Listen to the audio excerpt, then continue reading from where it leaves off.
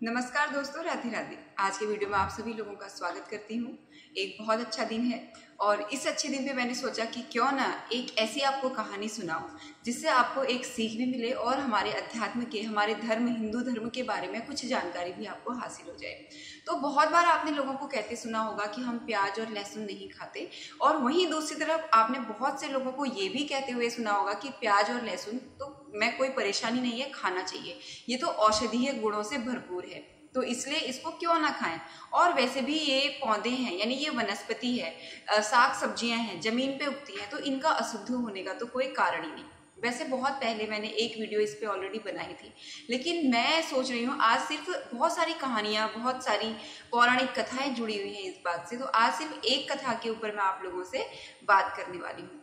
तो दोस्तों, आपने ये कहानी जरूर सुनी होगी कि समुद्र से अमृत उत्पन्न करने के लिए, प्राप्त करने के लिए दैत्यों और देवताओं ने मिलकर के समुद्र मंथन किया। उसमें से रत्न निकले और विश्वेश्वरा घोड़ा निकला, ऐरावत हाथी निकला, इसी प्रकार से बहुत सारे और भी रत्न निकले।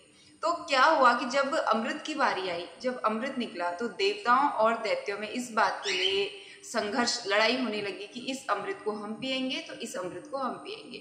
अब यहाँ पे क्या था, क्योंकि जो दानव थे वो हमेशा अधर्म करते थे, पाप करते थे, कुकर्म करते थे और मासूम भोले भाले लोगों को सताते थे। अगर अमृत राक्षसों को मिल जाता तो क्या होता, जो अधर्म और पाप पहले से ही बढ़े हुए थे और वो अपनी चरम सीमा के भी ऊपर चले जाते। इसीलिए भगवान नहीं चाहते थे कि अमृत जो है वो राक्षसों को मिले।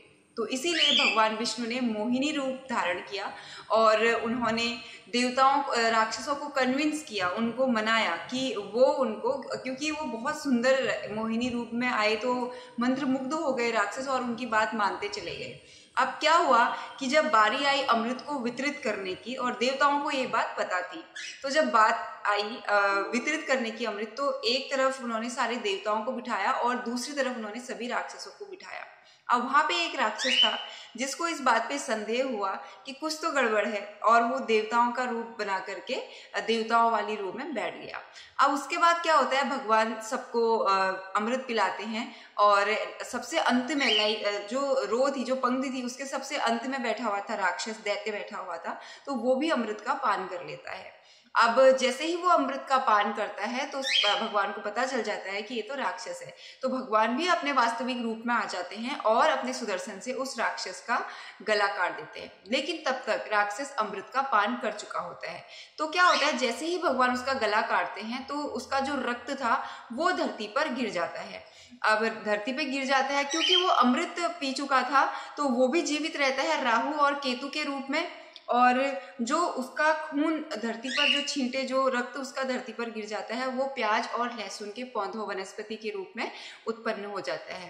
तो जब, क्योंकि वो अमृत का भी कुछ हिस्सा है उसमें, इसीलिए उसमें औषधीय गुण माने जाते हैं, तो स्वास्थ्य की दृष्टि से वो बहुत उत्तम होता है, प्याज और लहसुन। लेकिन क्योंकि उसकी उत्पत्ति एक दैत्य के रक्त से हुई है, इसीलिए उसको अशुद्ध माना जाता है। लेकिन ये पूरी तरीके से आपके ऊपर है कि आप क्या करना चाहते हैं। आप प्याज और लहसुन खाना चाहते हैं या नहीं खाना चाहते, ये आपके ऊपर है। लेकिन जो लोग ये गलती करते हैं कि ठाकुर जी के घर में सेवा कर रहे हैं और उनको भी प्याज और लहसुन वाले खाने का भोग लगा रहे हैं, तो ये बहुत ही अनुचित है। अगर आपके घर में बिना प्याज लहसुन के खाना नहीं बनता तो कोई बात नहीं, वो आपकी इच्छा है, आप उसको खाइए, लेकिन भगवान के लिए अपनी जिद पे मत आइए, अन्यथा मत कीजिए। भक्ति कोई बात नहीं, आप नॉर्मल आरती करिए, नॉर्मल पूजा करिए, ठाकुर जी की सेवा मत उठाइए। या जो भोग, अगर प्रतिदिन भोग लगाने का रिवाज है आपके भी घर में, तो भोग मत लगाइए आप, इसका कोई फायदा नहीं। इसके आपके जो कर्म है, बुरे कर्म है, वो आप अपने खाते में जोड़ते जा रहे हैं। उसके बदले आप मिश्री रख सकते हैं अपने घर पे, दूध का भोग लगा सकते हैं, और ड्राई फ्रूट्स का भोग लगा सकते हैं, और बहुत सारी चीज़ें, फल हैं दुनिया भर के, उनका भोग लगा सकते हैं। जरूरी नहीं कि आप उन्हीं चीज़ों का भोग लगाइए जो भगवान को नहीं चढ़ाई जाती।